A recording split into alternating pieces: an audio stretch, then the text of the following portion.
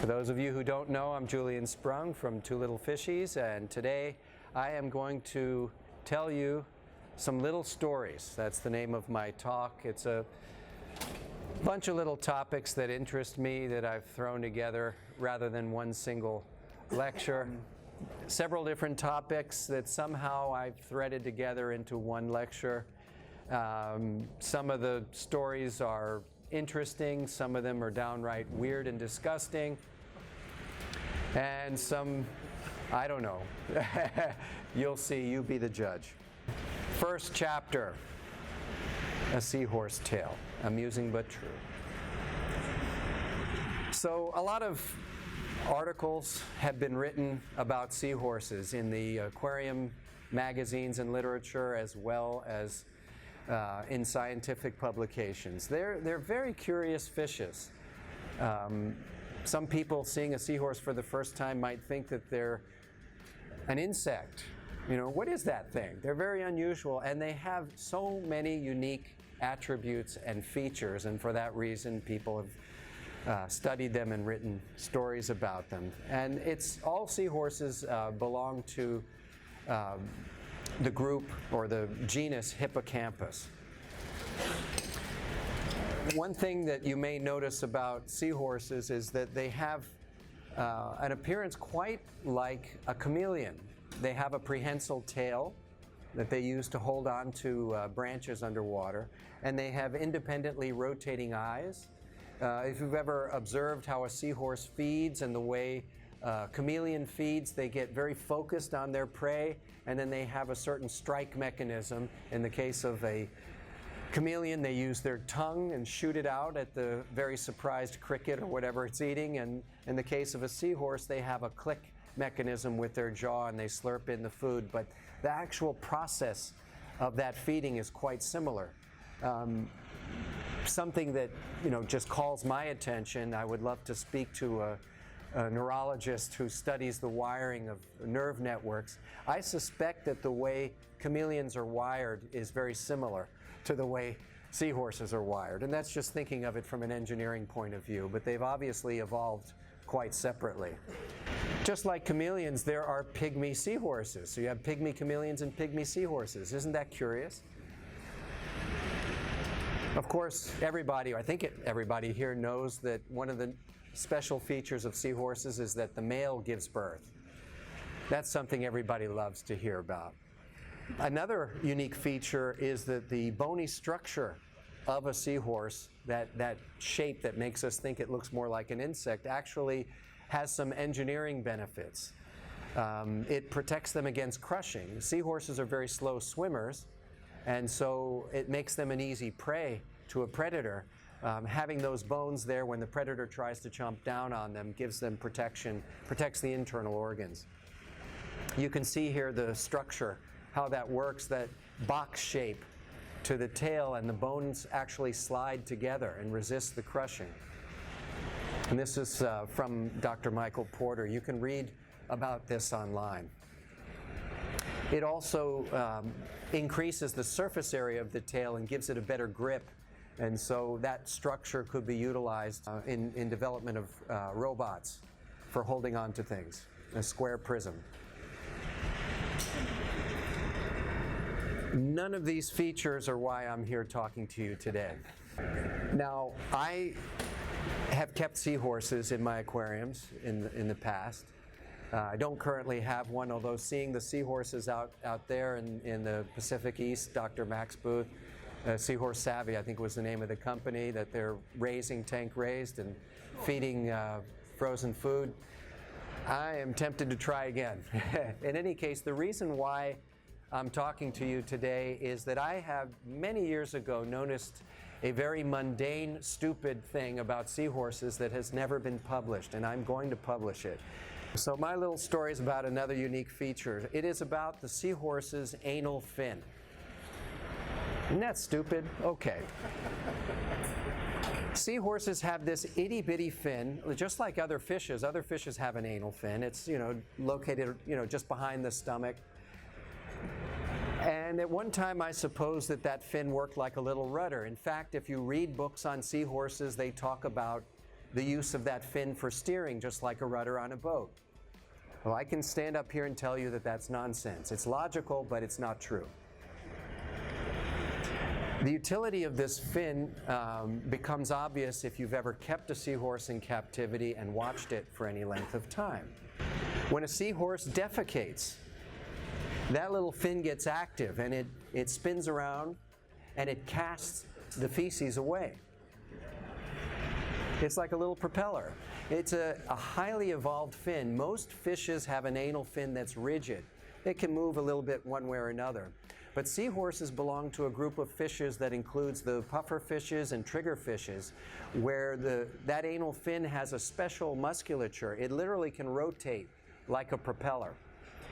And its function is to blow that crap away. So the name anal fin is very apropos for hippocampus. Now, thinking about this, what other creature does this remind you of? Have you ever been to the zoo? It's another creature with the name hippo in its genus. And let's just say you don't ever want to be behind a hippo when its tail starts spinning.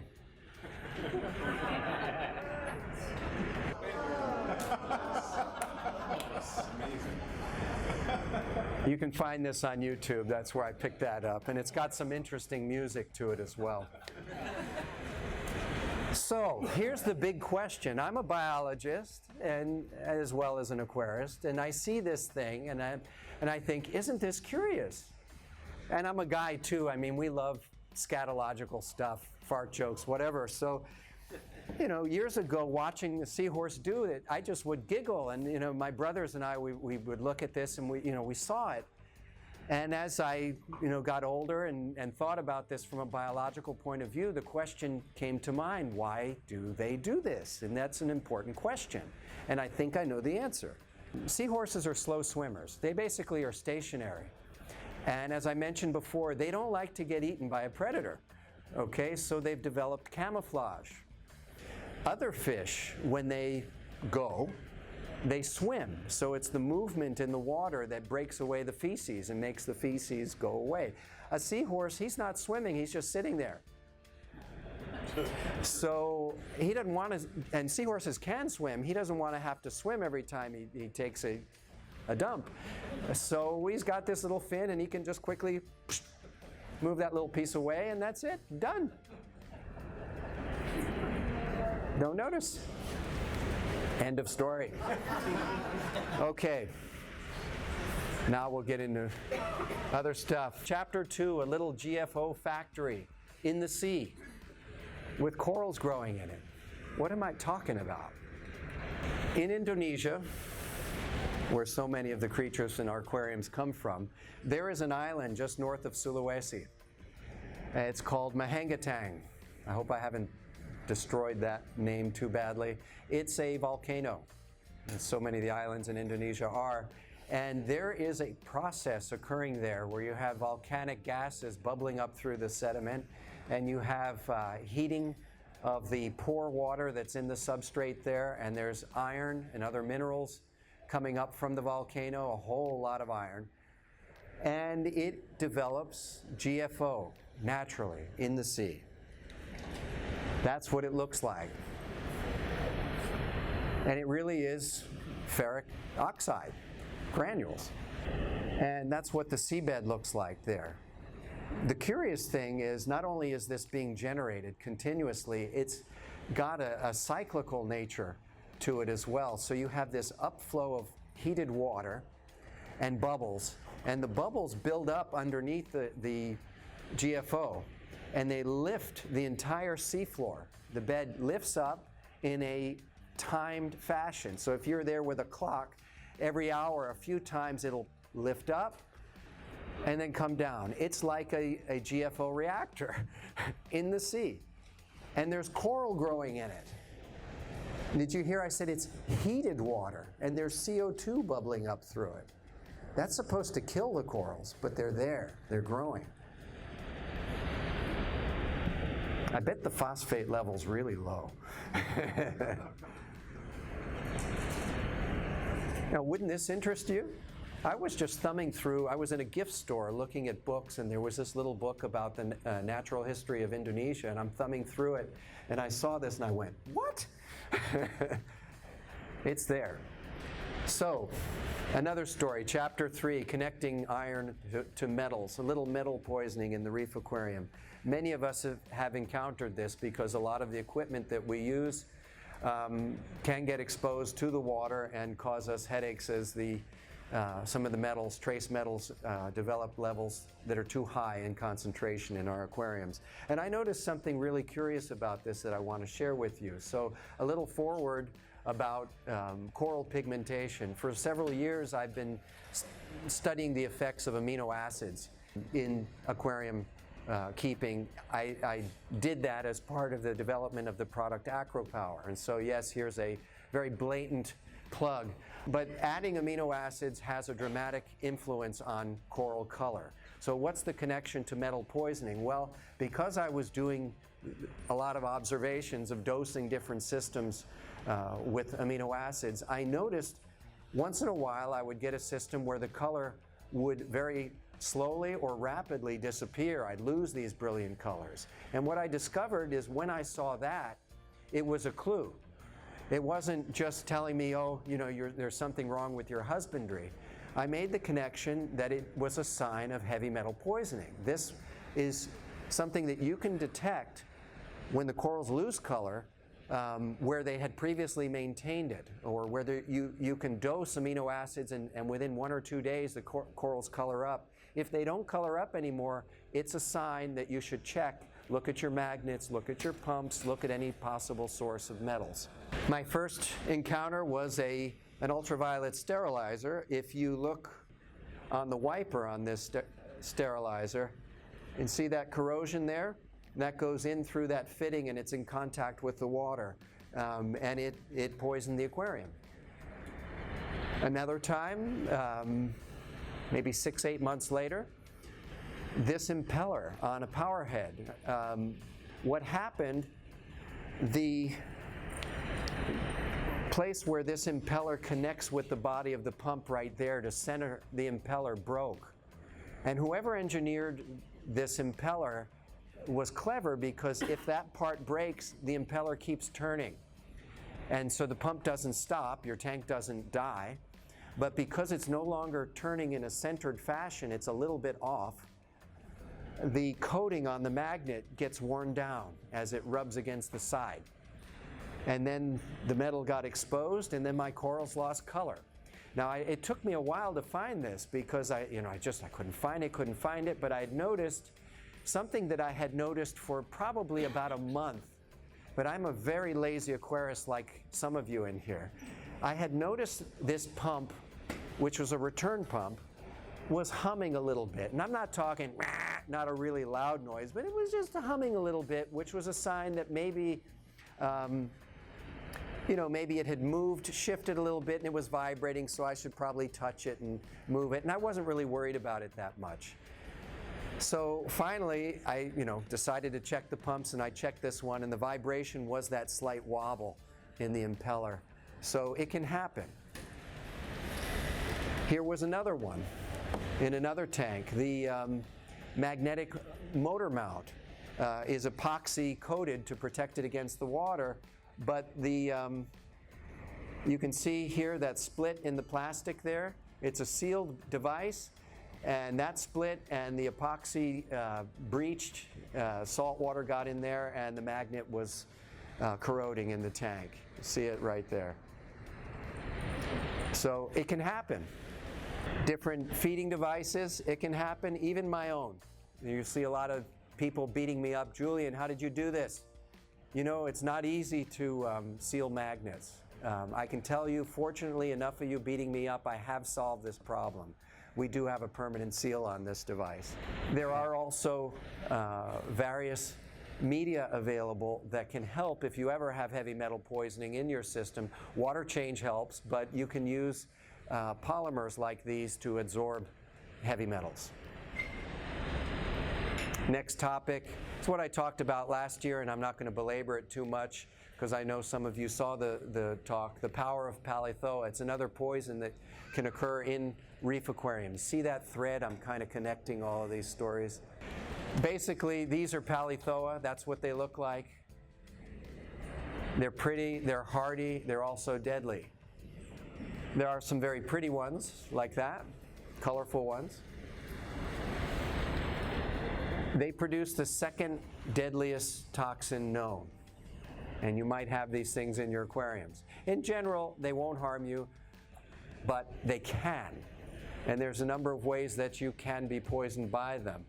So you should know that palytoxin can become aerosolized. That means it can enter into the air, into vapor, and you can breathe it, and that will harm you. You will get very sick. How can it become aerosolized? Well, if you ever boiled a rock with zoanthids on it, so you don't want to do that. If you ever thought, oh gee, I want to get rid of those polyps, and oh, I got a pressure cleaner in the garage. No, don't do that. You'll get very sick. You could die. Don't microwave frag plugs. It's not a good idea. Don't boil any rock. Don't boil live rock. Just don't do it. Don't stick live rock in the sink with a wire brush or any brush and think that's a good idea. Don't do it. People have done all of these things and become sick. There are other risks as well when you're moving an aquarium. You got an aquarium with live rock and it's got a bunch of Palooza on it. You can poison yourself handling it. Don't do that, because the poison is in the slime. People for years thought, well, Palooza is toxic, but I'll be careful. I'll put on some gloves. I'll put on glasses. If I'm going to cut it, it's only when you're cutting it. No, just the slime dripping and touching your skin can poison you. And they're very slimy things. So I sent this slime to researchers who study palytoxin in Japan, and that slime 10,000 times the concentration that they typically would find in a wild-caught colony. So the slime from a Palooza from my aquarium was tremendously toxic, and it got me sick, and that's what got me into talking about this the past couple of years.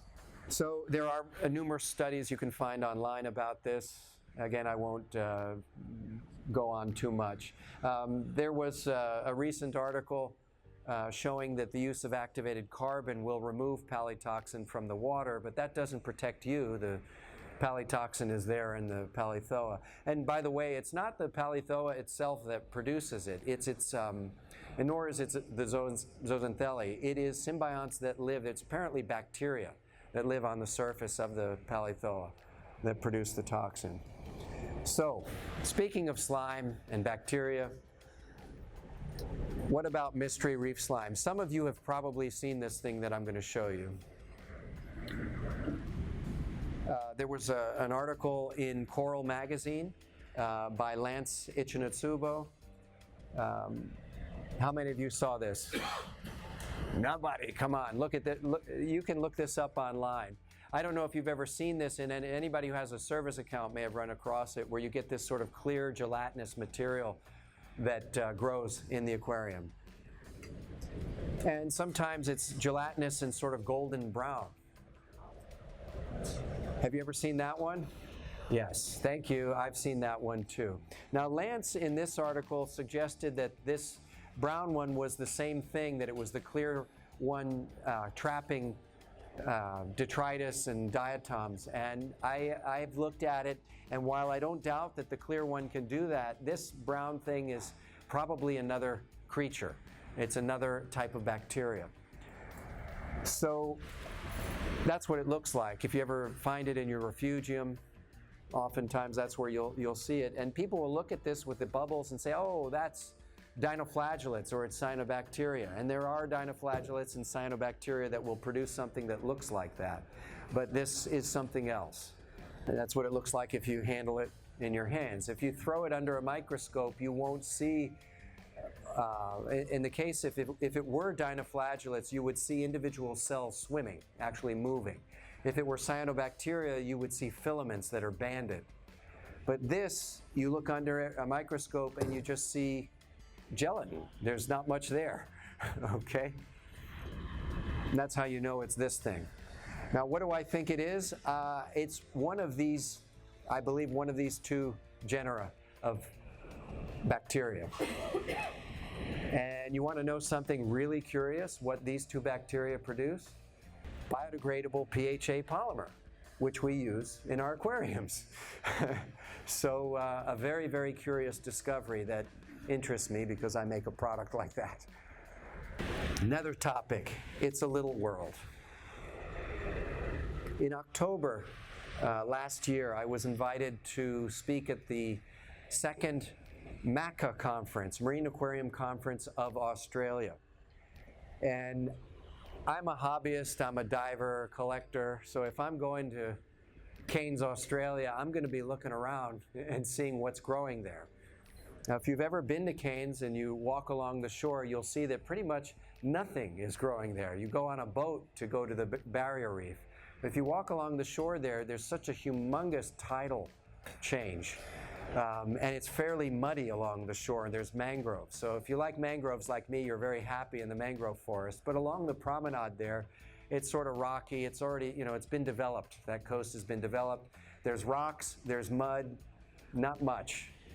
Except if you go here to the marina. Now, why would that be? Well, the marina has a floating dock. So when the tide changes the water level, you have a substrate that goes with it. So corals and other creatures can settle on it and grow there. So this is a really interesting place in Cairns. So one of the first things I noticed when I looked over the fence, it says, do not go, do not enter. It's only for people who have their boats there. That's always just a challenge for me to figure out how to get in. And I had my iPhone with me, you see me right there in the reflection. So I had to get in and document what was growing on the floating dock, because first thing I thought was, gee, isn't this interesting, because the floating dock is a refugium in this area and it should show what would naturally be growing there. And I saw Carioa rizii, which is from the Caribbean, and there were papers in Coral, not the magazine for Aquarius Coral, but for the International Society of Reef Studies, talking about this as an invasive species in Hawaii. And here I was in Australia, quite a ways away from Florida and quite a way from Hawaii, and I'm seeing Carioa rizii. And I'm thinking, oh, that's kind of interesting. Of course, you have boats here, and that's how these things make it around the world. And then I noticed this sponge, which, forgive me, I don't know the genus of it, but this sponge grows in the same place where you would find Carioa, in harbors like this around mangroves, and you can find it in Florida, very common. Has two, it's yellow on the inside, green on the outside. There's also a yellow version and even an orange version, sometimes collected for the aquarium trade out of Tampa. So here it was. So there were two species from Florida in Australia. And then I'm looking some more and I see this one, Acanthophora spicifera. How many of you know that one? Kind of a spiny, it's brownish colored, but it's a red seaweed. And you can look this up online. It's invasive in Hawaii. It's from the Caribbean.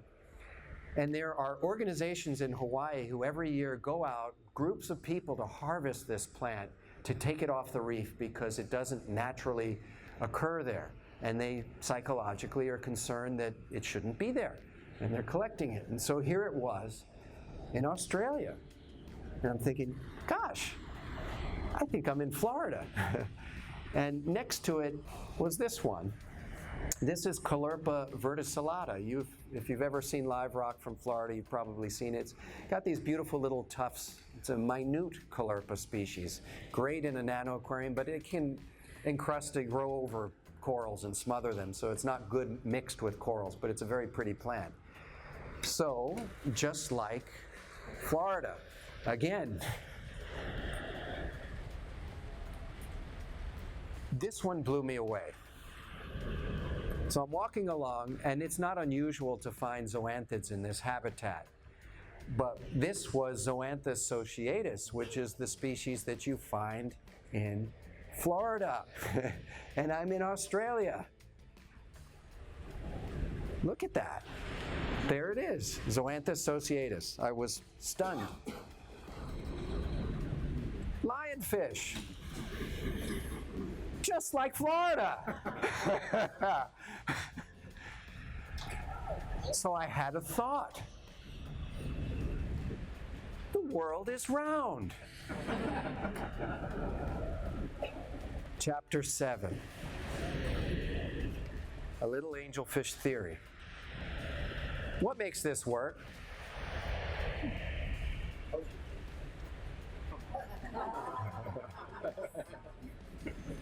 Luck? That's John's tank, by the way, his former tank. Skill? I think John would agree, right? A little bit of skill, yeah. I have another idea. Hasn't been proven yet. It's an idea. A lot of my ideas are wrong, by the way, but so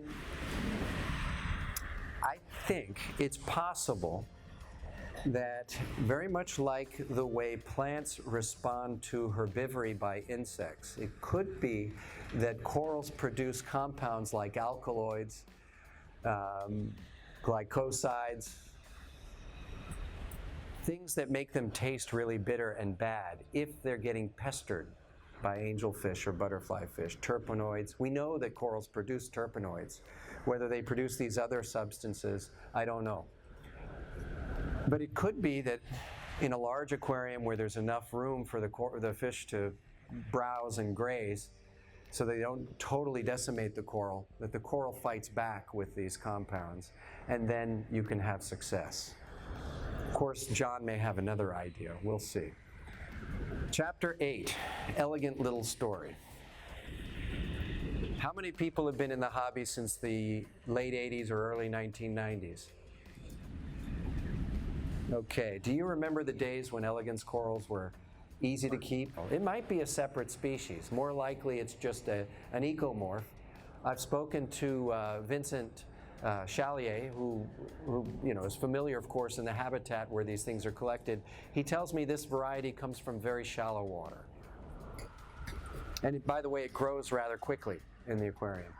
So question I have is, what can we learn from this coral's immunity to what I believe is a virus? I believe elegance coral syndrome is a virus. How is this thing immune to that virus? So, a researcher looking at viruses like AIDS or other ones that can be quite lethal to an organism should look at elegance corals as a model and understand what is happening in the genetics of that one variety compared to the others. I think it's a potentially a fascinating topic that could produce something useful for humanity. Or I'm wrong. And that's it. That's my talk today. Thank you.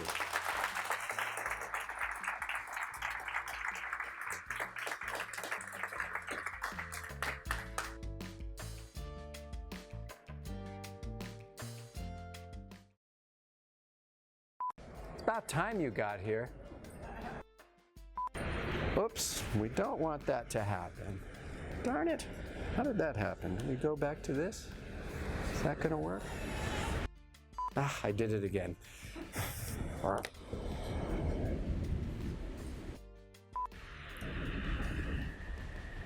Why isn't John here? He got up for a second. Ah, okay. Oh well, you can tell him about this part. He'll see the video. He'll go, darn. Anyway,